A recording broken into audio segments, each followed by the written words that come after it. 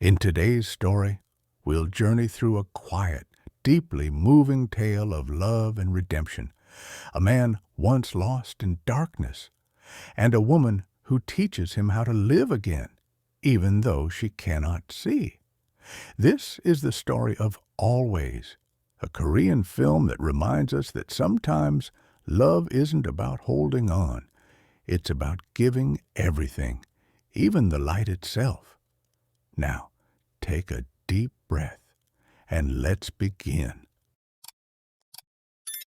The movie begins on a quiet, rainy night in Seoul. A small parking booth flickers dimly under a lonely streetlight. Inside sits a man, Cheol-min, a former boxing champion in his early 30s. He watches the rain fall, lost in silence. Once, he was strong, proud, full of promise. Now, he works nights as a parking attendant, a man of few words, living a life as still as the air around him. He eats instant noodles, stares blankly at an old television, and drifts through his days in quiet isolation. It's as though the world has forgotten him, and he has quietly agreed to be forgotten. But one rainy evening, the door creaks open. A woman steps in, holding a cup of coffee and a soft smile. Her name is Jung-hwa. She walks with careful grace, even though her eyes are unfocused. She is blind. She greets him warmly, mistaking him for the old attendant who used to work there. Cheol-min, unsure how to respond, stays quiet. She sits beside him, chatting about the TV drama playing on the screen. When he finally tells her the old man has retired, she looks startled and embarrassed.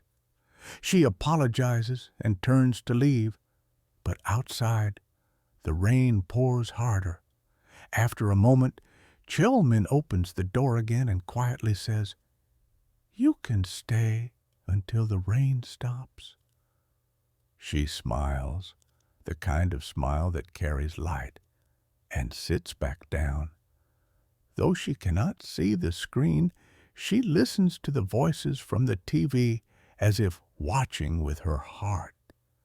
Cheol-min sits beside her, quietly watching her instead. When the show ends, she thanks him, hands him a small lunchbox she made, and asks if he can water the night jasmine plant in the booth whenever he can. That night, something changes in Cheol-min. He eats her food at home and even shares some with his pet turtle, the only companion he has. For the first time in years, his small apartment doesn't feel so empty. The next night, Jung-hwa returns. They watch the same drama again, and for a while time seems to stop. Cheol-min, who used to hide behind silence, begins to wait for her visits. Slowly, his world fills with sound, her laughter, her questions, her warmth. She tells him about her job as a customer service worker. It's tiring, she says. The callers can be rude, and her boss, a man named Mr. Kang, gives her uneasy attention. Still, she endures it with a smile because it's the only work she can do. One day, Cheol-min revisits his old gym. His coach is thrilled to see him, but the gym owner is not. They haven't forgotten how after winning his championship, he vanished without a word to us, leaving behind debts and disappointment. His old rival mocks him, asking for a sparring match. But Cheol-min's spirit seems gone. He declines. The gym owner calls him a coward, telling him to leave. That night, Jung-hwa visits the booth again. This time, she brings food and laughter. Her questions about the TV show make him chuckle softly. When she leaves, he gives her a box of peaches as thanks. She smiles, saying her name for the first time, Jung-hwa. Days pass. Their quiet companionship turns into something deeper. One night, while walking her home, a car speeds recklessly toward them. Cheol-min grabs her just in time, but she sprains her leg. He carries her on his back up countless stairs to her small apartment. He can't believe she climbs them alone every day. Inside, she asks him to fix her clogged drain, which turns out to be blocked by her underwear. They both laugh awkwardly, and she blushes. To thank him, she gives him 2 tickets to a concert. Since Cheol-min has no friends, they decide to go together. Their date is simple, but beautiful. At the concert, music fills the air. Jung-hwa sways gently, feeling the rhythm. Afterward, they have dinner. She tells him how she once had perfect vision until a car accident took it away, and also took her parents. When she asks about his past, he becomes distant. He says something careless, teasing her about spilling food on her dress. The mood breaks. She ends the night early. Outside her home, she apologizes. But before she goes inside, he quietly confesses, "I used to be a boxer. I did things I'm not proud of. I didn't tell you because I was ashamed." The next day, Jung-hwa's boss, Mr. Kang, calls her into his office. He gives her an expensive necklace and tries to touch her hand. She pulls away, trembling. She leaves quickly, heart pounding, unsure what to do. That night, she doesn't come to the booth. Cheol-min waits for hours in the rain. Finally, he decides to face his past. He goes to his old coach and the gym owner and tells them the truth. After the championship, he became a debt collector. One night, a fight went too far, and someone was hurt. He was arrested and spent 4 years in prison. Since then, he's been trying to live quietly, paying back what he owes to life. Time passes. Jung-hwa and Cheol-min slowly find their way back to each other. Their bond grows stronger, but fate strikes again. One night, her drunk boss forces his way into her home. She pleads for him to leave, but he doesn't listen. Just as things turn desperate, Cheol-min bursts in. He beats the man mercilessly until he's on the ground. Jung-hwa, in tears, tells him to stop. She's terrified, not of him, but of what losing her job means. "I can't live without it," she cries. Cheol-min, trembling, whispers, "Then let me take care of you." But she shakes her head. "That'll only make me weaker."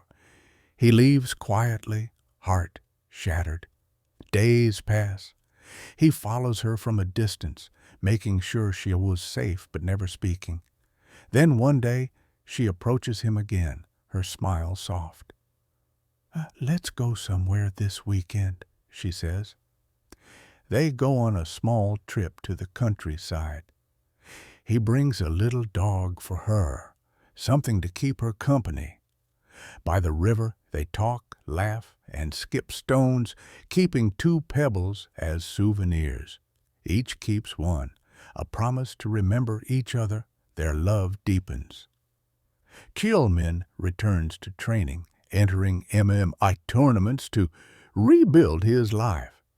He even redesigns Jung-hwa's apartment, making it easier for her to move around. For a while, they live quietly, happily. But then, she begins to lose the last of her remaining sight. The doctor says she'll go completely blind soon unless she gets a transplant, an expensive one. Cheol-min promises to find a way. In desperation, he turns to his old rival, who connects him to a dangerous underground fight in Thailand.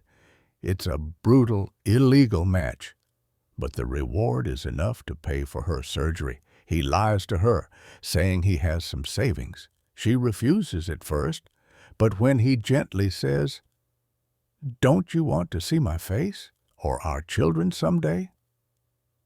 she finally agrees to the surgery. The night before the operation, he stays by her side, until she falls asleep.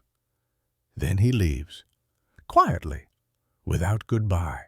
In Thailand, he steps into a cage fight, a battle to the death. Every blow he takes echoes with her voice in his memory. He fights, bleeding, staggering, but refuses to fall. When the final bell rings, he stands victorious, barely alive.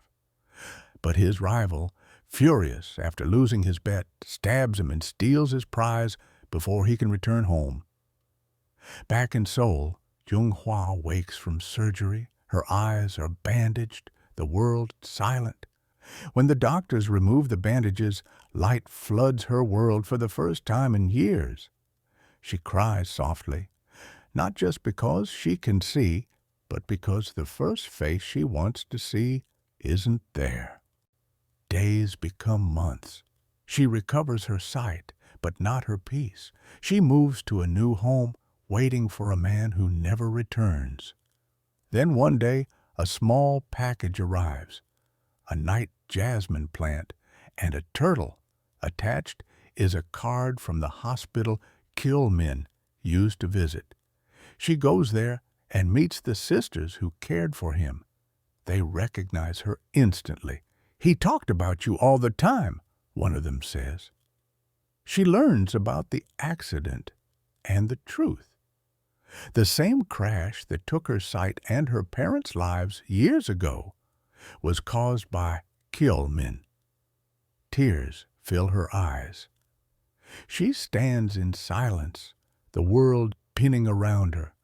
But in that pain, something deeper stirs: forgiveness.